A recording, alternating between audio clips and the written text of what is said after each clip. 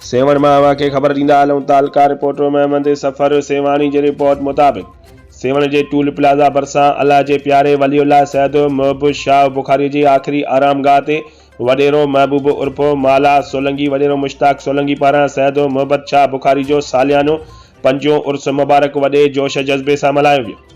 जॾहिं त सैयद मोहम्मद शाह जे उर्स मुबारक जे मौक़े ते शानदार सूफ़ियानी महफ़िल मौसीक़ी प्रोग्राम मुनक़िद कयो वियो, जंहिंमें सिंध जो मशहूर सूफ़ी रागी मांझी फ़क़ीर तरफ़ां सूफ़ियाना कलाम ॻाए महफ़िल खे 4 चंड लॻाए छॾिया। हिन महफ़िल में आयल सेवण शहर जे मुअज़्ज़िज़ीन ऐं सेवण शहर जे रहवासियुनि खे लुत्फ़ अंदोज़ करे छॾियो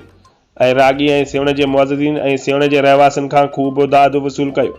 जॾहिं त हिन शानदार सूफ़ियानी मौसीक़ीअ जी महफ़िल जे प्रोग्राम में सियासी समाजी ऐं सिंध प्रेस क्लब सेवण जे सहाफ़ियुनि में अब्दुल सलाम सोलंकी, एजाज़मंद बुगियो, मोहम्मद अकरम आरबानी समेत वॾे तइदाद में शहरनि शिरकत कई। जॾहिं त हिन उर्स मुबारक जे मौक़े ते आयल सभिनी महिमान लाइ लंगर जो पिणु बंदोबस्तु कयो वियो हो। जॾहिं त हिन उर्स मुबारक जे मौक़े ते आयल समूरनि मुअज़्ज़िज़ीन ऐं सेवण शहर जे रहवासियुनि खे हलंदड़ सूफ़ियानी महफ़िल में चांहि जी सबील बि जारी सारी हुई।